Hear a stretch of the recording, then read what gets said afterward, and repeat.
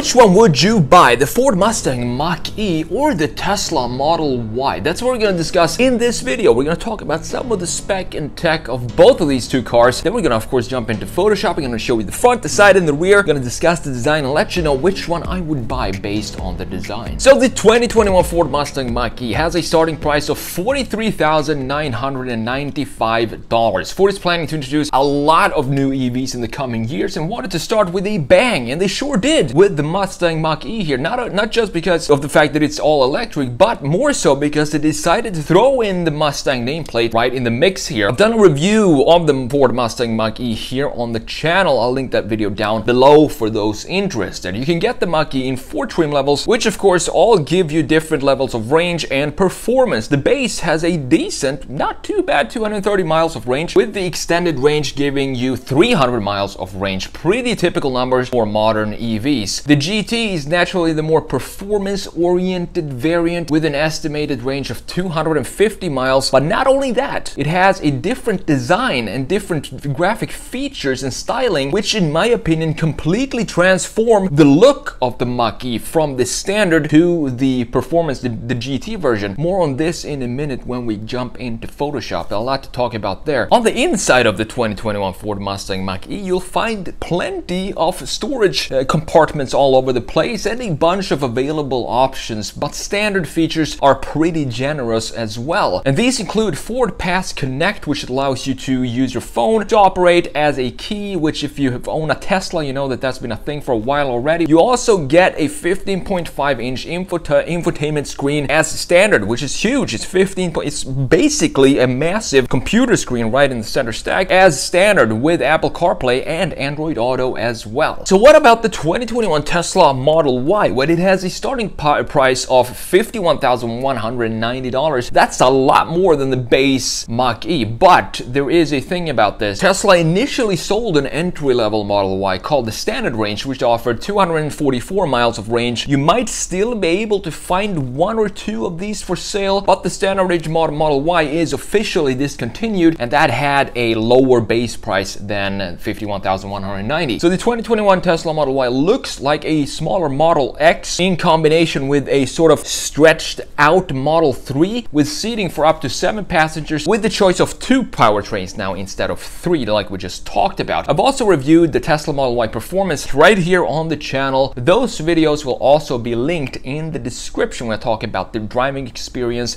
and comparing it to my Tesla Model 3. So the 2 power options left here are the long range with an impressive 326 miles of range and the performance with 303 miles. So if you think about it, 8,000 more, you get a lot more range than the base Ford Mustang Mach-E with the long range giving you 326 miles of range. It doesn't really matter which one of the long range or the performance you choose. These are very quick cars. The long range does 0 to 60 in 4.8 seconds. I think there is an upgrade now that brings that down to 4.2 seconds, and the performance completes the same sprint in just 3.5 seconds, which is pretty nuts for what this car is. The steering wheel feels tight and small, and the suspension is on the sportier, stiffer side, making the Model Y crossover feel more like a legit sports car than a small SUV. However, what I noticed when I sat in this car is that you sit a lot higher than in a Model 3. Even from the outside, it doesn't really look like it that much higher, but it really feels like you're sitting in an SUV when you're driving the Model Y compared to the lot sportier, lower seating Model 3. Of course, Tesla also offers a semi-autonomous mode with adaptive cruise control and steering assistance if you're in the mood for a more relaxing drive. As with the Model 3, the inside is extremely clean with nothing but a steering wheel and a 15-inch touchscreen here. Some love it, some dislike it. What I can tell you from having owned the Tesla Model 3 is that at first I wasn't so sure about the extreme lack of literally any buttons or knobs, but I came to appreciate it after a while. It's visually less cluttered and there's less for your mind to pay attention to. Instead, I would focus on enjoying the driving experience itself. One thing I did miss in the Tesla was Apple CarPlay, which just like Android Auto isn't available in the Tesla. Now let's jump into Photoshop here. Let's have a look at these two cars. Let's start with the front view right here. Blue, beautiful cars, both of these. The Model Y, of course, as you know, up top right here, and the Mach-E down here at the bottom. This Mach-E, just to be clear, this is the GT version. This is the GT front end. It looks different than the regular Mach-E, the standard version. It looks a lot more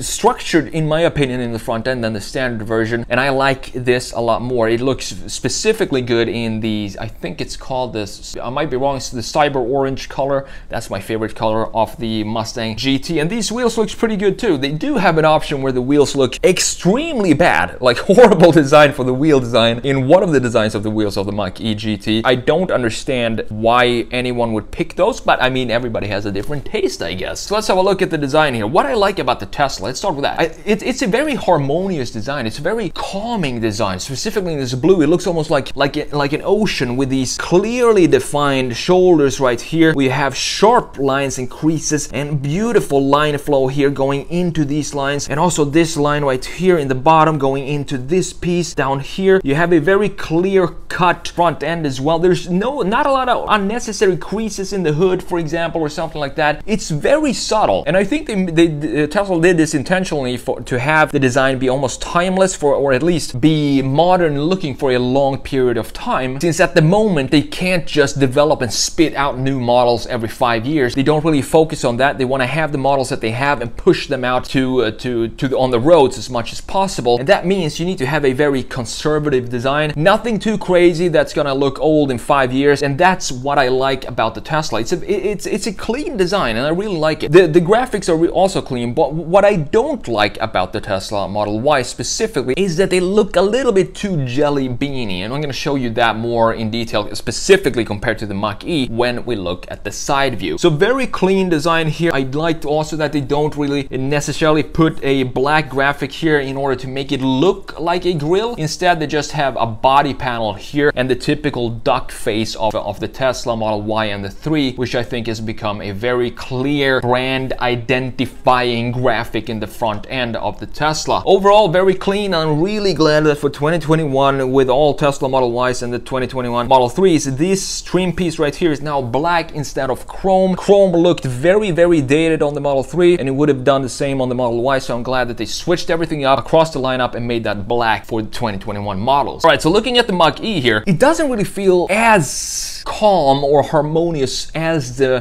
Tesla Model Y. There's a lot more going on here. I've made videos on this on the Sketch Monkey channel if you want to go and check that out. Made a redesign, talked about the lines here that are kind of a little weird to me. For example, we don't have the same kind of sharpness like we have on the regular Mustangs right here. This is a soft shoulder. What I want in this area right here is exactly what we have right here on the Tesla. You see the sharpness here? It creates a sportier look and also a more confident shoulder. And I think if you're going to have a Mustang, if you're going to put the Mustang name here, you want to have as much confidence and sharpness and aggressiveness as you can in the new models. And specifically, if the regular Mustang already has this sharp edge right here, I'm not sure why they would make it soft for the Mach-E. Probably has something to do with slipperiness and wind resistance and stuff like that I don't care about. If they made that sharp, might lose 1 or 2 miles of range. I'd rather have it be sharp than smooth and lose a couple of miles in range. Another interesting detail here is this surface right here. It's very inconsistent. I can't read the surface right there. If you look at it, doesn't matter what angle you look at this car from, this surface specifically right here underneath, let's say underneath the side mirror, is very undefined. It's very almost like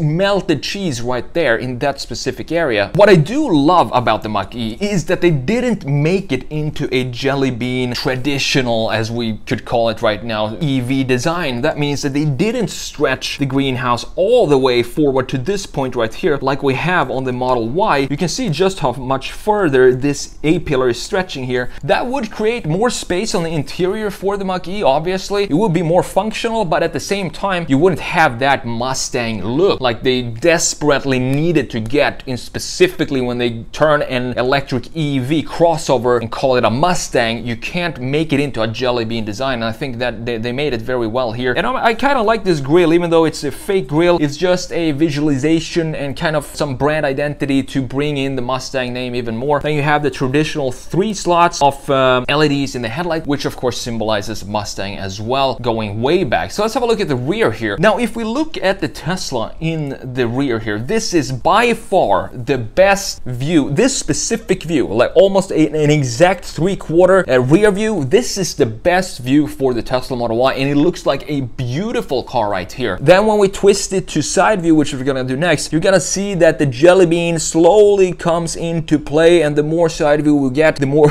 jelly bean it becomes. Whenever I see a Tesla Model Y, I always want to see it from this angle right here. Same thing here, beautiful line flow. We still have the same lines, of course, right here, and this beautiful shoulder right here. You can see it even has a shelf up here, which is just beautiful. And then we have this traditional line that goes into the majority of cars for the last 10 years. That's what I said, what we was talking about earlier, with a conservative design language to keep it fresh longer. It works every single time. It's a little bit safe, but at the same time, it makes for a beautiful design. And of course, this integrated ducktail that just sets the design off in a beautiful way. I love it when they have the little performance spoiler on there as well. And we also have a bigger diffuser down here than we have on the Model 3, which is good because this graphic now stretches further up. It reduces the body mass, the height of the colored body. It reduces that height. We could have dropped it down to this point right here and have this be blue, but that would make it look even taller than what necessary graphically. And I'm glad that they stretched this diffuser up a little higher to make it shrink height-wise a little bit more. Now let's look at the GT down here. This is a cool view of the GT here as well. As you can see, we still have this soft shoulder right here compared to the Tesla, and we also have this line right here that doesn't really go anywhere in the rear end. I can't tell where this is supposed to lead into some sort of design graphics in the rear end. However, we do have some really cool interpretation of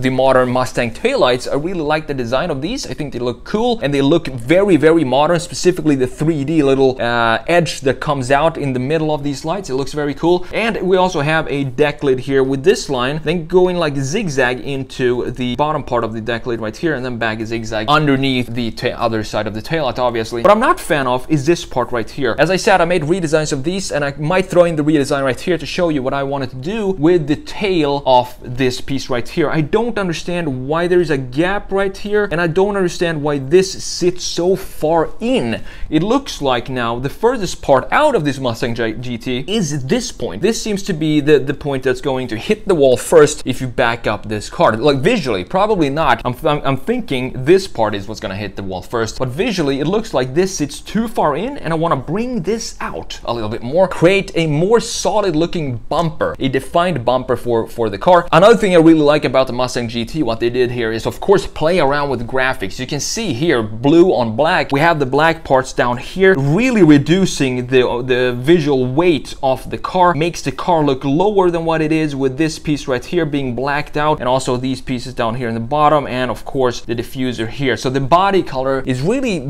what draws your attention to the weight of the car and the height of the car, and they reduced that a lot by implementing these black graphics. Now last but not least, let's have a look at the side view, the most important view right here. So at the top, of course, Tesla again. At the bottom you have the Mustang Mach-E. This is what I'm talking about. This is the view that I wanted to have on the Tesla, and then we turn it into side view. Just look what happens here. This looks like a sporty, cool looking, beautiful, small little SUV or crossover, and then we turn into side view and it becomes a jelly bean because of the tiny hood here. Just look at how tiny this is compared to the rest of the car. Everything else is just a big ellipse right here, and then you have a tiny little ellipse in the front like that, which doesn't really, I think they did a good job of trying to implement the A-pillar in a more beautiful way, and the hood may have it be stretched out a little bit more than this would be my suggestion. But at the same time, what that would do is it would drastically reduce the interior space here. As you can see on the Mustang Mach-E here, which has a totally different greenhouse, and just look at where the A-pillar stops on these two cars. We have this right here, A-pillar going down, straight down. It's almost at the end of this wheel here. If we have the A-pillar right here going straight down, you have a huge distance right here from the wheel to where the A-pillar goes down, and that was an important part for the Mustang design team when they designed this. They said we want to have a long hood to make it look like a Mustang in a side profile, and for what it's worth with this EV setup, I think they did a good job on that and not stretching it out like we have up here on the Tesla Model Y to make it look like a jelly bean like this. They really defined the hood on the Mustang Mach-E, and I'm glad that they did. Like these wheels as well, I think they suit the car. What I would do is switch them out immediately if I got the Mustang Mach-E, and just have a little bit of a fatter tire in the rear just to plant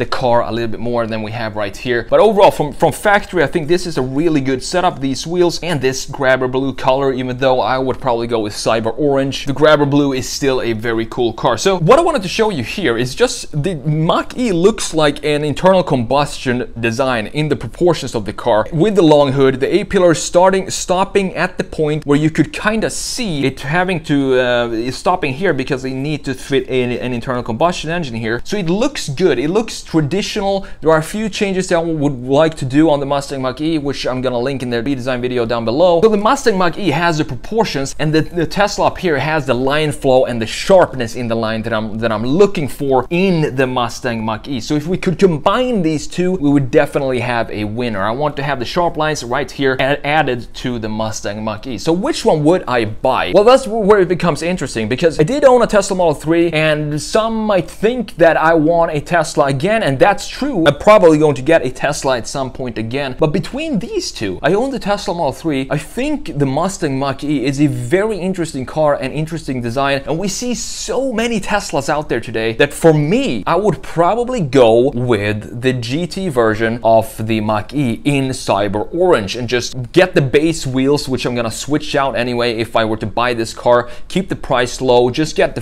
my favorite color, and in the GT version with the different graphics in the front end compared to the standard version. And that would be my choice if I had to buy one today.